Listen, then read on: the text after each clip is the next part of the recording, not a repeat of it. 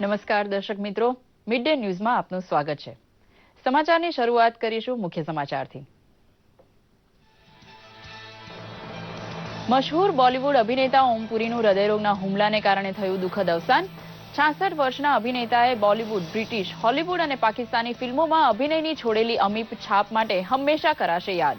પદ્મશ્રી એવોર્ડથી સન્માનિત ઓમ પુરીને મળ્યા હતા અન્ય પણ ઘણા સન્માન. સમાજવાદી પાર્ટીમાં વધુ ગંભીર વિખવાદો બહાર આવ્યા. અખિલેશે મુલાયમ સિંહને નજરઅંદાજ કરી પાર્ટી કાર્યકરોમાં જમાવ્યું વર્ચસ્વ. સમાજવાદી પાર્ટીમાં અખિલેશનું પડલું ભારે.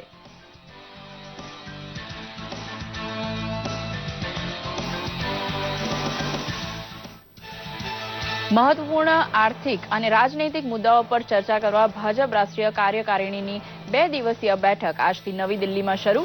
કાર્યકારિણીની બેઠક શરૂ થતા પહેલા પક્ષ પ્રમુખ અમિત શાહે પદાધિકારીઓની બેઠકનું કર્યું ઉદ્ઘાટન. શિક્ષણ ગુણવત્તા સુધારણાનો ગુજરાતનો સેવા યજ્ઞ ગુણોત્સવ 16મી થી 18મી જાન્યુઆરી દરમિયાન યોજાશે. દેશમાં પ્રાથમિક શિક્ષણ સુધારણાનું નવું રોલ મોડેલ બનેલા ગુણોત્સવની આ 7મી શૃંખલા હશે તેમ જણાવતા મુખ્યમંત્રી. Gujarat international finance tech city gift city હવે દેશમાં ઓળખાશે ઇન્ટરનેશનલ ફાઇનાન્શિયલ સર્વિસના હબ તરીકે. બોમ્બે સ્ટોક એક્સચેન્જના પ્રથમ ઇન્ટરનેશનલ ફાઇનાન્શિયલ સર્વિસ સેન્ટરનું પ્રધાનમંત્રી નરેન્દ્ર મોદી 9મી જાન્યુઆરીએ કરશે ઉદ્ઘાટન. બીસીસીઆઈ આજે ઇંગ્લેન્ડ વિરુદ્ધ ભારતની વન ડે અને ટી20 શૃંખલાની ટીમને કરશે જાહેરાત. MS ધોનીએ કપ્તાન પદેથી રાજીનામું આપ્યા બાદ વિરાટ કોહલી સંભાળી શકે છે ટીમની આગેવાની. સમાચાર વિગતવાર જોઈએ. બોલિવૂડના લોકપ્રિય અભિનેતા ઓમ પુરીનું નિધન થયું છે. 66 વર્ષીય ઓમ પુરીએ હૃદયરોગનો હુમલો આવતા આજે સવારે અંતિમ શ્વાસ લીધા હતા. દિગ્ગજ અભિનેતાના નિધનથી બોલિવૂડ સહિત તેમના પ્રશંસકોમાં શોકની લાગણી પ્રવર્તી છે. 18 ઓક્ટોબર 1950માં હરિયાણાના અંબાલામાં જન્મેલા ઓમ પુરીએ બોલિવૂડની અનેક ફિલ્મોમાં પોતાના અભિનયનો જાદુ પાથર્યો હતો. ઓમ પુરીની ગણના એવા અભિનેતાઓમાં થાય છે જેમણે ભારતીય સિનેમાને નવી ઊંચાઈએ પહોંચાડ્યું હતું.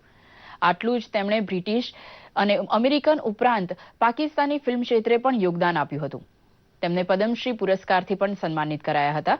મરાઠી નાટક આધારિત ફિલ્મ ઘાસીરામ કોતવાલથી કારકિર્દીની શરૂઆત કરનાર ઓમ પુરીની 1980માં રિલીઝ થયેલી ફિલ્મ આક્રોશ તેમની સૌથી પહેલી હિટ ફિલ્મ સાબિત થઈ હતી. તેમને સૌથી વધુ લોકપ્રિયતા 1982માં આવેલી ફિલ્મ અર્ધસત્યથી મળેલી. આ ઉપરાંત આલ્બર્ટ પિન્ટો કો ગુસ્સા ક્યું આતા હૈથી માંડીને કલયુગ, મંડી, જાને ભી દો યારો, એક ઓર એક 11, ગાંધીગીરી, ગુપ્ત, મિર્ચ મસાલા, માચીસ, ઘાયલ, નરસિમ્હા, મૃત્યુદંડ, માલામાલ વીકલી જેવી અનેક ફિલ્મોમાં ઓમ પુરીએ પોતાના અભિનયથી જીવ રેડી દીધો હતો. વડાપ્રધાન નરેન્દ્ર મોદી તેમજ માહિતી અને પ્રસારણ મંત્રી વેંકૈયા નાયડુએ ઓમ પુરીના નિધન અંગે શોક વ્યક્ત કર્યો હતો. તો અભિનેત્રી શબાના આઝમી, નેહા ધુપિયા, અભિનેતા અનુપમ ખેર, રઝા મુરાદ, ફિલ્મ નિર્માતા કરણ જોહર સહિત સમગ્ર બોલિવૂડે ઓમ પુરીના નિધન પર દુઃખ વ્યક્ત કર્યું છે. ચૂંટણી પંચે જ્યારથી ઉત્તર પ્રદેશમાં વિધાનસભા ચૂંટણીની તારીખોની જાહેરાત કરી છે ત્યારથી સમાજવાદી પાર્ટીના 2 જૂથો એકજૂથ થવાના પ્રયાસો વધુ મજબૂતાઈથી કરી રહ્યા છે, જેથી પરસ્પરની ખેંચતાણની અસર મતદાન પર ન પડે. ગઈકાલે પણ મુલાયમસિંહ અને અખિલેશ યાદવના જૂથો વચ્ચે બેઠકોનો દોર યથાવત રહ્યો હતો, જે મોડી સાંજ સુધી ચાલ્યો હતો. દિલ્હીમાં સપા અધ્યક્ષ મુલાયમસિંહે પોતાના વિશ્વાસુ અમરસિંહ સાથે મુલાકાત કરી હતી. બાદમાં તેમણે લખનૌ જઈ શિલ્પા યાદવ સાથે ચર્ચા કરી હતી. આ તરફ મુખ્યમંત્રી અખિલેશ યાદવે મોડી સાંજે પાર્ટીના વરિષ્ઠ નેતા આઝમ ખાન સાથે મુલાકાત કરી હતી. બંને જૂથોમાંથી હાલ અખિલેશનું પલડું ભારે દેખાઈ રહ્યું છે, કારણ કે દાવેદારી મજબૂત કરવા સપાના પ્રદેશ અધ્યક્ષ નરેશ ઉત્તમે રાષ્ટ્રીય અધ્યક્ષ અખિલેશ યાદવના નિર્દેશ પર પાર્ટીના મેનપુરી, મુરાદાબાદ, ફતેપુર, ઇટાવા, ગોરા, ફરોઝાબાદ, હરગોઈ અને ફિરોઝાબાદ જિલ્લાના નવા અધ્યક્ષો નિયુક્ત કરી દીધા છે.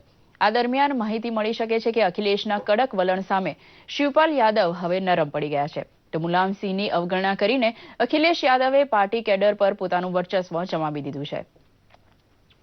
ભાજપની રાષ્ટ્રીય કારોબારીની 2 દિવસીય બેઠક આજથી નવી દિલ્હીમાં શરૂ થવા જઈ રહી છે. 5 રાજ્યોની વિધાનસભા ચૂંટણીઓને ધ્યાને રાખતા આ બેઠક ખૂબ મહત્વની મનાઈ રહી છે. આ બેઠકમાં ભાજપની ચૂંટણી અંગેની રણનીતિ પર ચર્ચા તેમજ રાજકીય અને આર્થિક મુદ્દાઓ પર પણ ચર્ચા થાય તેવી સંભાવના છે. બેઠકના પ્રારંભે ભાજપના રાષ્ટ્રીય અધ્યક્ષ અમિત શાહ સંબોધન કરશે. કાર્યકારિણીની બેઠક શરૂ થતા પહેલા અમિત શાહે પક્ષના પદાધિકારીઓની બેઠકનું ઉદ્ઘાટન કર્યું હતું.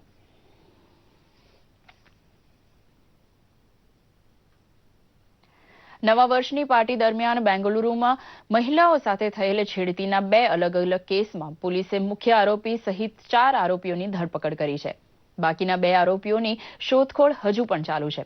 તો આ તરફ મહિલાઓના પહેરવેશને લઈને પોતાના નિવેદન પર વિવાદ ઉભો થયા બાદ કર્ણાટકના ગૃહમંત્રી જી પરમેશ્વરે ખુલાસો આપતા જણાવ્યું કે તેમના નિવેદનને તોડી મરોડીને રજૂ કરાયું છે. અમેરિકન કોંગ્રેસના સંયુક્ત સત્રમાં આજે ઇલેક્ટોરલ કોલેજના પરિણામોને સત્તાવાર રીતે સ્થાપિત કરાશે. ઉલ્લેખનીય છે કે ડોનાલ્ડ ટ્રમ્પ આગામી 4 વર્ષ માટે રાષ્ટ્રપતિ બન્યા છે. તેમનો રાષ્ટ્રપતિ તરીકેનો કાર્યકાળ 20 જાન્યુઆરીએ તેમના શપથ ગ્રહણ સમારોહ સાથે શરૂ થશે. ટ્રમ્પ અમેરિકાના 45મા રાષ્ટ્રપતિ રહેશે.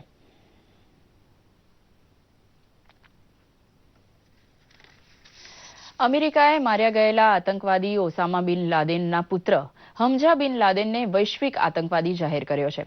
આ અગાઉ 1.5 વર્ષ પૂર્વે અલ કાયદા પ્રમુખ અયમન અલ જવાહિરીએ હમજા બિન લાદેનને સંગઠનનો સભ્ય જાહેર કર્યો હતો. આશરે 25 વર્ષીય હમજા બિન લાદેન 2011માં પોતાના પિતાના મોત બાદ અલ કાયદાના પ્રચારક તરીકે સક્રિય છે.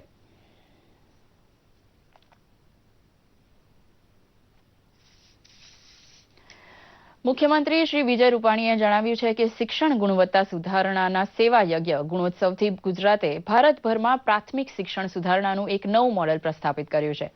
મુખ્યમંત્રીએ આગામી 16 થી 18 જાન્યુઆરી દરમિયાન રાજ્યમાં યોજાઈ રહેલા 7મા ગુણોત્સવ મૂલ્યાંકન અભિયાનમાં જોડાનારા પદાધિકારીઓ, અધિકારીઓ અને કર્મયોગીઓને ગહન માર્ગદર્શન આપ્યું હતું.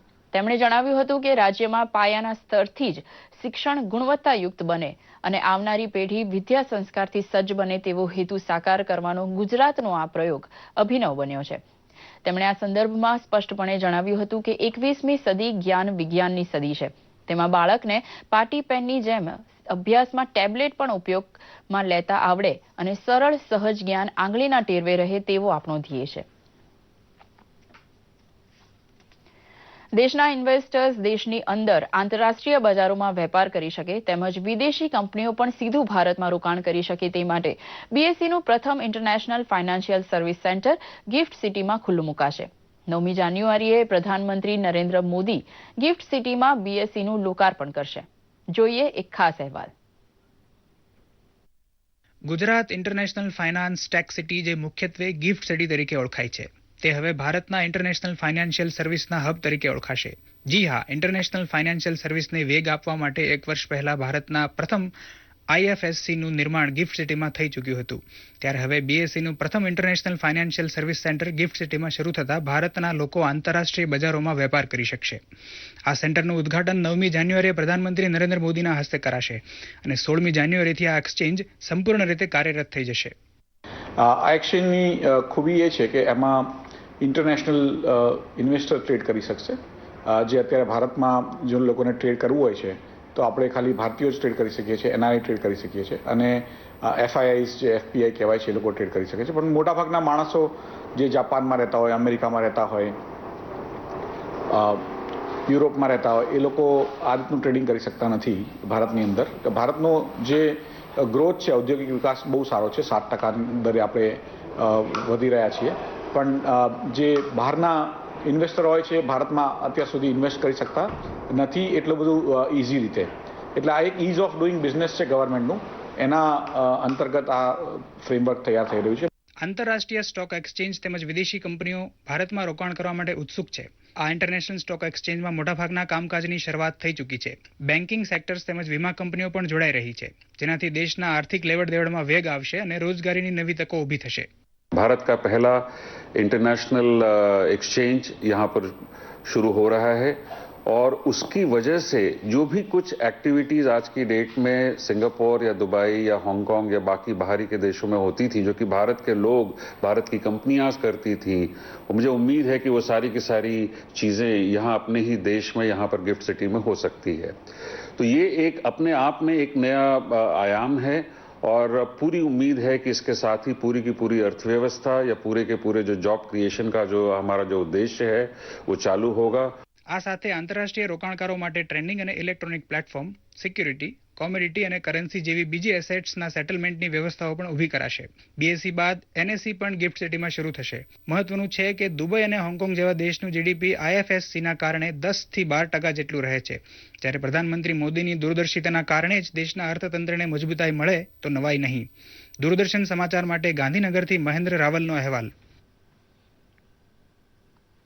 પશ્ચિમ રેલવેના જનરલ મેનેજર જીસી અગ્રવાલે જામનગરની મુલાકાત લીધી હતી. આ મુલાકાત દરમિયાન તેમણે જણાવ્યું હતું કે પવિત્ર યાત્રાધામ દ્વારકામાં દેશ વિદેશથી આવતા હજારો યાત્રાળુઓની સુવિધા માટે દ્વારકા રેલવે સ્ટેશન ઉપર આગામી 6 માસમાં 2 લિફ્ટની સુવિધા કરાશે.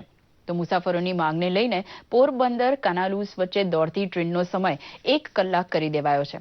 આ પ્રસંગે રિલાયન્સના વાઇસ પ્રેસિડેન્ટ ધનરાજ નથવાણી અને જામનગરના સાંસદ પૂનમબેન માડમે જામનગરના લોકોની માંગણીઓ અને પડતર પ્રશ્નો અંગે જનરલ મેનેજર સાથે રજૂઆત કરી હતી. લેવલ ઉપર હોય એ એક ચર્ચા માટે, એના ફોલોઅપ માટે, અને જે પ્રશ્નોની હમણાં જ તમે જે જીએમ સાહેબ સાથે વાત કરી એ જ મુખ્ય પ્રશ્નો છે અને એમાં જેટલું થઈ શકે એ કરાવવાની એક કોશિશ છે. બાદમાં GM GC Agarwal special train મારફતે દ્વારકા, ઓખા અને ભાટિયાના સ્ટેશનોની મુલાકાત લઈ ઇન્સ્પેક્શન કર્યું હતું. ઓખા ખાતે તેમણે સોલાર પ્લાન અને આરઓ પ્લાન સહિતના અનેક કામોનું લોકાર્પણ કર્યું હતું. આ પ્રસંગે તેમની સાથે રાજકોટના ડીઆરએમ સહિત 14 જેટલા વિભાગોની ટીમના અધિકારીઓ પણ ઉપસ્થિત રહ્યા હતા. हम धीरे धीरे रेलवे के विभिन्न स्टेशनों पर एक तो लिफ्ट दे रहे हैं. दूसरा, मैंने जब यहाँ आया तो यहाँ पाया, मैं द्वारका की बात नहीं कर रहा, मैं पश्चिम रेलवे की बात कर रहा हूँ, कि जो हमारे कोच गाइडेंस बोर्ड जो होते हैं उनमें या तो वो ठीक नहीं चलते या कई कई प्लेटफॉर्म पर नहीं है, तो उसके लिए भी, और उससे लोगों को बड़ी असुविधा होती है. अब आप जैसे ट्रैवल कर रहे हैं, आपका कोच है S8, अब आपको पता ही नहीं कि S8 किधर आएगा, तो बहुत असुविधा होती थी. तो हम धीरे धीरे उसको भी लगाने का प्रयत्न कर रहे हैं. और राजकोट मंडल में भी मेरे अंदर से वाकानेर और राजकोट 2 स्टेशन तो है ही हैं जहां पर हम कोच गाइडेंस बोर्ड शीघ्र लगा देंगे. વાઇબ્રન્ટ સમિટના પગલે ગાંધીનગરમાં ભારતીય વાયુસેના દ્વારા દિલ ધડક એર શોનું આયોજન કરાયું છે. South western air command marshal R K. Dhir 7 અને 9 જાન્યુઆરીએ યોજાનારા આ એર શો અંગે પત્રકારોને માહિતી આપી હતી. વાઇબ્રન્ટ સમિટ દરમિયાન ભારતીય વાયુદળના જવાનો દ્વારા આકાશગંગા, ચેતક હેલિકોપ્ટર અને સૂર્યકિરણ હવાઈ જહાજોના કરતબ રજૂ કરાશે. 7 જાન્યુઆરીએ સ્વર્ણિમ પાર્ક ખાતે સવારે 11 કલાકે આ એર શોનો શુભારંભ થશે, તેમ આર.કે. ધીરે જણાવ્યું હતું. જામનગર સ્થિત ગુજરાત આયુર્વેદ યુનિવર્સિટી ખાતે 26મો યુવક મહોત્સવ યોજાઈ ગયો. 5, 6 અને 7 જાન્યુઆરી એમ 3 દિવસ સુધી ચાલનારા યુવક મહોત્સવમાં ગુજરાત આયુર્વેદ યુનિવર્સિટી સંલગ્ન 13 કોલેજના આશરે 350 જેટલા વિદ્યાર્થીઓએ ભાગ લીધો છે. 16 જેટલા વિભાગોમાં યોજાયેલા આ યુવક મહોત્સવમાં મૂક અભિનય, એકાંકી નાટક, શાસ્ત્રીય વાદ્ય સંગીત, સમૂહગાન સહિતની વિવિધ સ્પર્ધાઓમાં યુવાનો પોતાની કલાનું પ્રદર્શન કરી રહ્યા છે. પ્રથમ દિવસે સાંપ્રત ટોપિક એવા નોટબંધી અને ભ્રષ્ટાચાર નાબૂદી સહિતના પ્રેરણાદાયી વિષયો પર કલાત્મક નાટક રજૂ કરી યુવાનોએ સૌને આકર્ષિત કર્યા હતા. અમે એવું વિચારીએ છીએ કે એક પરિપૂર્ણ તબીબ અમે સમાજને આપી શકીએ, અને ખાસ કરીને જ્યારે આયુર્વેદની વાત છે ત્યારે તન, મન અને આત્મા આ બધાના સ્વાસ્થ્ય સાથે આ બધી બાબતો જોડાયેલી છે. આશા છે કે અહીં આવેલા તમામ સ્પર્ધકો એટલી જ સ્પર્ધક ભાવનાથી આનો સ્વીકાર કરશે અને જીવનમાં આગળ વધશે. આ 26મા યુવક મહોત્સવની અંદર જુદી જુદા વિભાગની 16 જેટલી ઇવેન્ટોમાં વિદ્યાર્થીઓ ઉત્સાહથી ભાગ લઈ રહ્યા છે. દશામાં છે અને મોદી સરકારનું જે ભ્રષ્ટાચારનું તાવનું અટકાવવાની વાત છે તેને અમે અહીં પબ્લિક સમક્ષ રજૂ કરવા જઈ રહ્યા છે.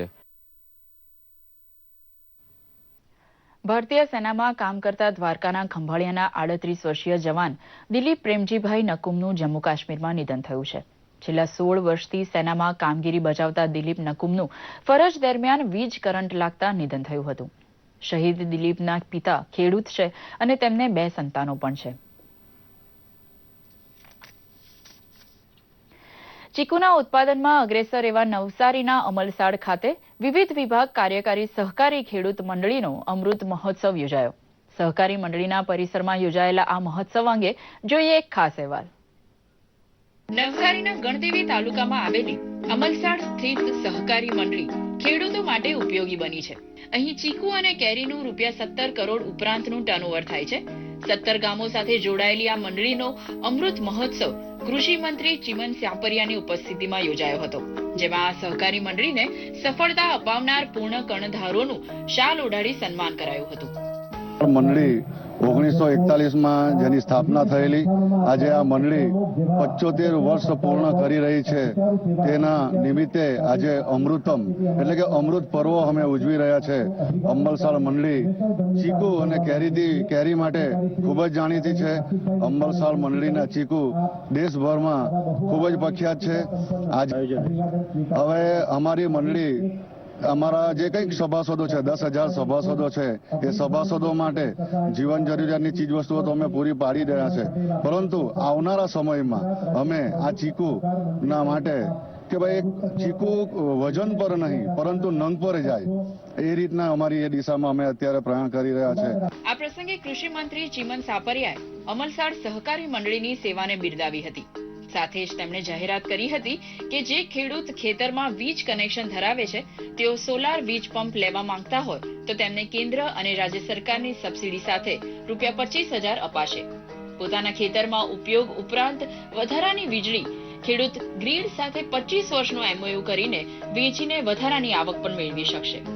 ખેડૂતોને ઉત્પાદન થયેલો માલ વ્યાજબી ભાડાથી એ સંગ્રહ કરી શકે, ખેડૂતોને વ્યાજબી ભાવ મળે ત્યારે એનું વેચાણ કરી શકે, અને એના માટે અમારા કૃષિ વિભાગ પાસેની જે જમીનો પડેલી છે એવા જિલ્લાની અંદર પ્રાયોરિટીની અંદર કૃષિ વિભાગ દ્વારા ગોડાઉન બનાવવા માટેનું આયોજન છે.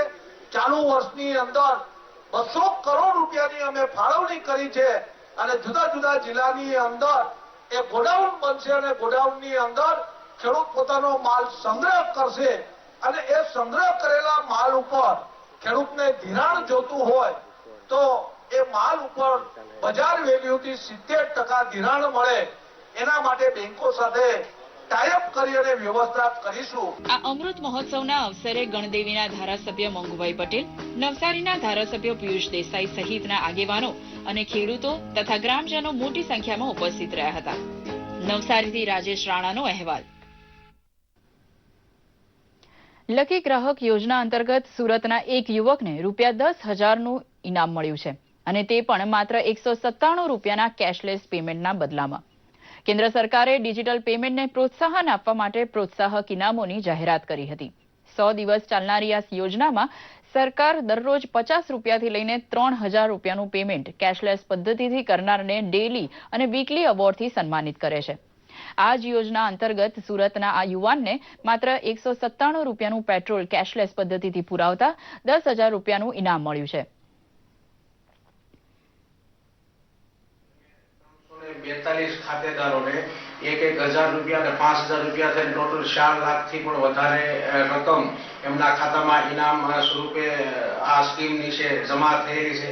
એવા અમારા એક ખાતેદાર કે જેમને ₹10,000 એમના ખાતામાં જમા થયેલા છે, એ ખાતેદારે ₹195નું પેટ્રોલ પુરાવેલું હતું, એમાં એમને ₹10,000 ઇનામ તરીકે મળેલા છે. આમ જનતાને તકલીફ પડી હશે, પરંતુ આવનારા સમય માટે કદાચ આપણા દેશ માટે, ઇન્ડિયા લેવલ માટે કદાચ આગળ લઈ જવા માટે હશે અને ઇન્ડિયાને આગળ ફાયદાકારક નીવડી શકે એમ છે. અને હું બધા યુવાનો, બધા વાલી મિત્રો, તમામ વડીલ મિત્રોને એક નમ્ર નિવેદન અને મારી અપીલ છે કે આપણે સૌ આ ભ્રષ્ટાચાર, આતંકવાદ અને તમામ આ બેકારી જેવા જટિલ પ્રશ્નોનું, જે આપણે બ્લેક મની જેવા જટિલ પ્રશ્નોનું જે નિરાકરણ લાવવા માટે જે આપણા PM સાહેબ જે કટિબદ્ધ છે, તો એને સાથે આપણે સાથ અને સહકાર આપીએ. શિયાળો આવતા પાટણ જિલ્લામાં શહેરના બજારમાં ગાજરની લાલાશ પથરાઈ ગઈ છે.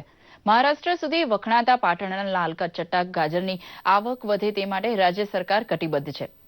ગાજર ઉત્પાદક ખેડૂતો માટે કેટલાક પગલાં લેવાતા ખેતીનો રાહ આસાન બન્યો છે. જોઈએ એક ખાસ રિપોર્ટ. પાટણના ગાજર છેક મુંબઈ અને અન્ય રાજ્યોમાં પણ નિકાસ થતા હોય પાટણ શહેર અને આજુબાજુના ગામડાઓના ખેડૂતો દ્વારા સારી માત્રામાં ખેતી કરાતી હતી અને સારી આવક પણ મળતી હતી. શહેરના અને આજુબાજુના ગ્રામ્ય લોકો પણ હોંશે હોંશે ગાજરનો સ્વાદ માણતા આવ્યા છે. પણ છેલ્લા 2 દશકાથી ગાજરની ખેતી ઘટતા રાજ્યના ખેતીવાડી વિભાગે ગાજરની વાવેતર કરતા ખેડૂતોની મુશ્કેલીઓ જાણવા રૂની ગામની મુલાકાત લીધી હતી, જેમાં ગાજર ધોવાના ટેકનિકલ સાધનોમાં સહાય, બિયારણના ધરુમાં સહાય અને બજાર ભાવ બાબતે ખેડૂતોએ રજૂઆત કરી હતી. ખેડૂતોના રજૂઆતોને ધ્યાનમાં લઈ આગામી વર્ષથી ગાજરના ક્લસ્ટરમાં આવતા ખેડૂતોને સાધન સહાય આપી બાગાયત વિભાગ નક્કર કામગીરી કરશે તેવું આશ્વાસન આપવામાં આવ્યું હતું. આજે મુલાકાત મેં લીધી છે ખેડૂત ખાતેદાર શ્રી કાનજીભાઈ વાલાભાઈ પટેલ. એમણે ખરેખર જે ગાજર રૂણી ગામ રૂણી છે, એમણે એને ગાજરની ખેતી કરી છે, ખરેખર જોવાલાયક છે. આમ તો એ લોકો સાથે વાતચીત દરમિયાન એવું જાણવા મળ્યું કે રૂની ગામના જો ગાજર હોય તો વેપારીઓ પણ એના માટે પડાપડી કરે છે. અને ખરેખર જોઈને મને પણ એવું લાગ્યું કે જે ક્વોલિટી છે ગાજરની ખરેખર બહુ સારી ક્વોલિટી છે. ગાજરની ખેતી કરતા ખેડૂતોને ગાજરના ભાવ પ્રતિમણ 140 થી 180 મળી રહ્યા છે, જે સુરત કે મુંબઈમાં 300 થી 400 ચાલે છે. ત્યારે ગુજરાતના અન્ય માર્કેટમાં પાટણના ગાજર પહોંચે તેવી માંગ ખેડૂતોએ કરી હતી. રૂની ગામમાં ગાજરની ખેતી સ્વતંત્ર બધી ગાજરની જ ખેતી છે, પણ પૂરતા પ્રમાણમાં ભાવ મળતા નથી. જો પૂરતા પ્રમાણમાં ભાવ મળે તો અમારી આ ખેતી છે એના કરતાં બહુ વધારે થાય. હાલ લગભગ 140 થી મોડીને 160 ના ભાવ છે ગાજરના. ખેડૂતોની વાત સાથે સંમતિ દર્શાવતા નાયબ બાગાયત અધિકારીએ જણાવ્યું હતું કે તાજેતરમાં જ આ માંગ પર સુરત એપીએમસી સાથે વાત થઈ છે અને ટૂંક સમયમાં જ પાટણના ગાજર સુરતમાં વેચાતા થશે. સાથે જ આગામી વાયબ્રન્ટ સમિટમાં પણ ગાજરના વેલ્યુ એડિશન પર કામગીરી થાય તેવો આશાવાદ વ્યક્ત કરતા ગાજરમાંથી પાવડર બને તેવો ઉદ્યોગ અહીં સ્થપાશે એમ પણ એમણે જણાવ્યું હતું. આખું પાટણ જિલ્લાની અંદર 800 હેક્ટર આજુબાજુનું ગાજરનું વાવેતર છે. તો એના અંતર્ગત જે ખેડૂતો ગાજરનું અહીંયા વાવેતર કરે છે તો અહીંયા મેન એમનો પ્રશ્ન માર્કેટનો છે. તો માર્કેટ માટે સરકાર સતત ચિંતિત છે અને એના માટે અમે જે સારા બજાર ભાવ મળે એના માટે અમે સુરત એપીએમસીનો પણ સંપર્ક કર્યો છે અને ત્યાંના જે એપીએમસીના જે છે માણસો એના સાથે કોન્ટેક્ટ કરી અને ખેડૂતોને સારો બજાર ભાવ માટે એનો અમે પ્રયત્ન કરેલો છે. જેથી અહીંથી અમે ગાજર શરૂઆત કરીએ તો સારા બજાર ભાવ થાય તો ભવિષ્યમાં પણ ખેડૂતોને સારા બજાર ભાવ મળી રહે. તેમજ વધુમાં અહીંયા અમારો એક પ્રયત્ન છે કે સરકારની અંદર આમાં ગાજરનું વેલ્યુ એડિશન થાય અને પ્રોસેસિંગ થાય કે જેથી એમને બજારમાં જે બજાર ભાવ ના હોય ત્યારે એમને વેલ્યુ એડિશનથી સારા બજાર ભાવ મળી શકે. એના માટે અમારે એક કંપની સાથે વાત ચાલુ છે. જો ભવિષ્યમાં એમ એવું થાય તો એના માટે સારા બજાર ભાવ મળે અને બીટા કેરોટીન છે એનું ડીપ ફ્રોઝન થઈ અને એનું પાવડર બને અને એના સારા બજાર ભાવ મળે. તો એના માટે પ્રયત્નો છે જ. આગામી સમયમાં પાટણનું ગાજર ગુજરાત નહીં પરંતુ સમગ્ર વિશ્વમાં નામના મેળવે તો નવાય નહીં અને આગામી સમયમાં પાટણ પંથકમાં ખેડૂતોને પ્રતિમણ 500 થી વધુ ભાવ મળશે અને ગાજરની ખેતીને જરૂરથી વેગ મળશે. દૂરદર્શન સમાચાર માટે પાટણથી ભરત ચૌધરીનો અહેવાલ. અન્ય રાજ્યોની જેમ ગુજરાતમાં ખાસ કરીને યુવા વર્ગમાં ડ્રગ્સ કલ્ચરનું નિર્માણ થઈ રહ્યું છે. યુવાધનને ખોખલું કરી નાખતા ડ્રગ્સ સામે લોકોમાં જાગૃતિ વધે તે માટે સરકાર દ્વારા અનેક પગલાં લેવામાં આવી રહ્યા છે. ત્યારે અમદાવાદની KS સ્કૂલ ઓફ બિઝનેસ મેનેજમેન્ટે નશાબંધી સામે જનજાગૃતિ લાવવા સરાહનીય પ્રયાસ કર્યો છે. જોઈએ એક ખાસ રિપોર્ટ.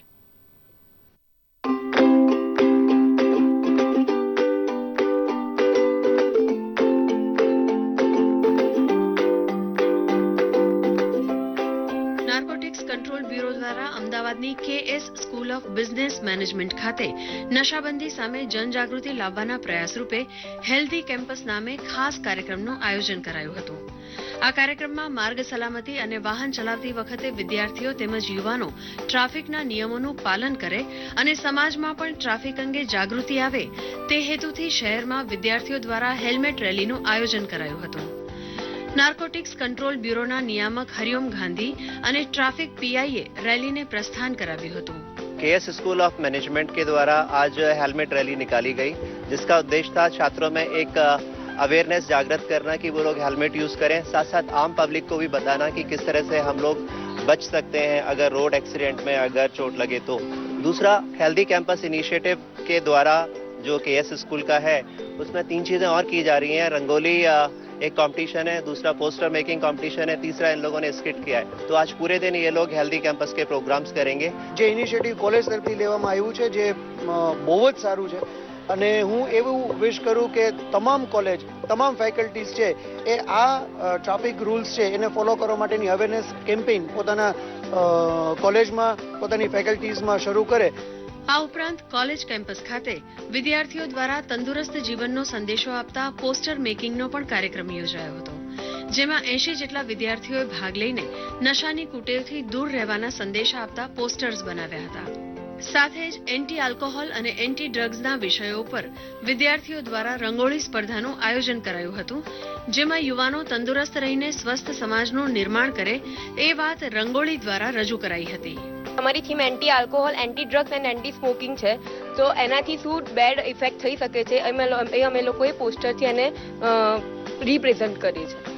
પોસ્ટર મેકિંગ 100 જેટલા પોસ્ટર્સ બનાવ્યા છે અને each and every poster has a very unique message, so that is also the part.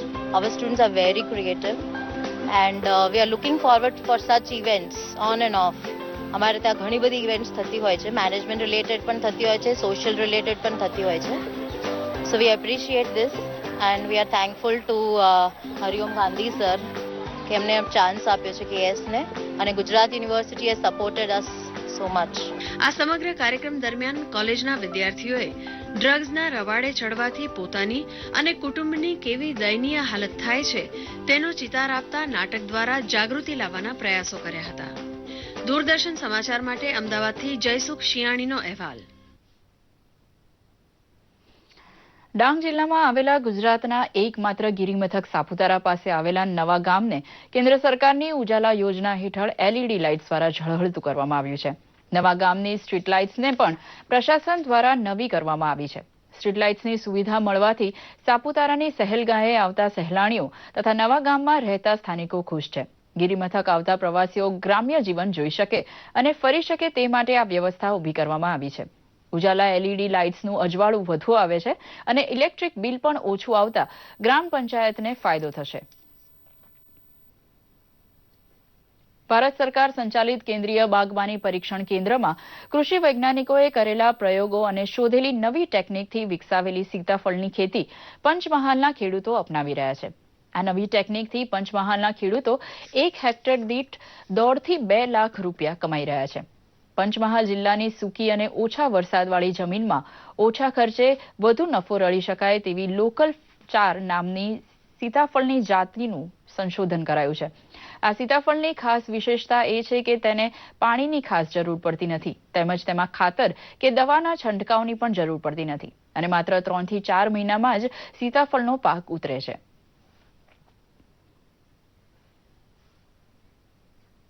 Morbi જિલ્લા વહીવટીતંત્ર અને જિલ્લા પંચાયત દ્વારા બાળ તંદુરસ્તી માટે આરોગ્યપ્રદ અને આમળાની કેન્ડીના વિતરણનો પાયલોટ પ્રોજેક્ટ ચાલી રહ્યો છે. આ પ્રોજેક્ટે સામાન્ય જનમાં જિજ્ઞાસા અને જાગૃતિ ઊભી કરી છે. ત્યારે આ જ અભિયાનનો મોરબી તાલુકાના ચાંચાપડ ગામમાં શુભારંભ થયો હતો. સાથે સાથે ડિજિટલ પેમેન્ટ અંગે શાળાના બાળકો અને તેમના વાલીઓનો જનજાગૃતિ કેળવવાનો કાર્યક્રમ પણ યોજાયો હતો. ગ્રામજનોને આમળાના મહાત્મ્યથી લઈ આમળાના ઔષધીય ગુણો વિશે જાણકારી આપી હતી. તો બેંક અધિકારીઓએ ડિજિટલ બેન્કિંગ તથા કેશલેસ સોસાયટીની ઉપયોગિતા અંગે ગ્રામજનોને વિશેષ માર્ગદર્શન આપ્યું હતું. આજથી રાજ્યભરના મલ્ટીપ્લેક્સમાં 100% કરમુક્ત સૌપ્રથમ ગુજરાતી અર્બન બાળ ફિલ્મ તું મારો દોસ્તાર રજૂ થવા જઈ રહી છે. આ ફિલ્મમાં જૂનાગઢના બાળ કલાકાર જગપાલ ભરાડે શની બાઈકરનો લીડ રોલ કરીને અભિનયના ઓજસ પાથર્યા છે. ત્યારે દૂરદર્શને આ પ્રતિભાશાળી બાળ કલાકારની મુલાકાત લીધી હતી. રાજકોટમાં અને જૂનાગઢમાં ફિલ્માંકન થયેલ એક્શન, ડ્રામા, ટ્રેજેડી અને કોમેડીથી ભરપૂર આ બાળ ફિલ્મ બાળકો દ્વારા સમાજને ખૂબ સારો સંદેશ આપી જશે તેવો વિશ્વાસ બાળ કલાકાર જગપાલ ભરાડ અને તેના પરિવારજનોએ વ્યક્ત કર્યો હતો.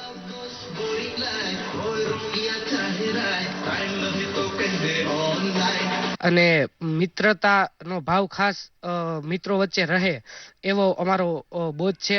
ટૂંકમાં કહું તો ઘણા બધા બોધ લઈને આ મૂવી આવી રહી છે અને ઘણું બધું તમને એક જ મૂવીમાંથી શીખવા મળશે. અને આ ગુજરાતી લેંગ્વેજમાં ફર્સ્ટ અર્બન મૂવી જે અત્યારે સિટી ઉપર ઉતરે છે એમાં ફર્સ્ટ આ ચિલ્ડ્રન ઉપર મૂવી છે. પૂર્વ ભારતીય વિકેટકીપર MSK પ્રસાદની આગેવાનીમાં 5 સભ્યોની પસંદગી સમિતિ આજે મુંબઈમાં બેઠક કરી ઇંગ્લેન્ડ સામે રમાનારી વન ડે અને T20 શ્રેણી માટે ભારતીય ટીમની જાહેરાત કરશે. MS ધોનીએ કેપ્ટનશીપ છોડ્યા બાદ નવા કેપ્ટનની પણ પસંદગી કરાશે, જેમાં કોહલીની પસંદગી લગભગ નિશ્ચિત મનાઈ રહી છે.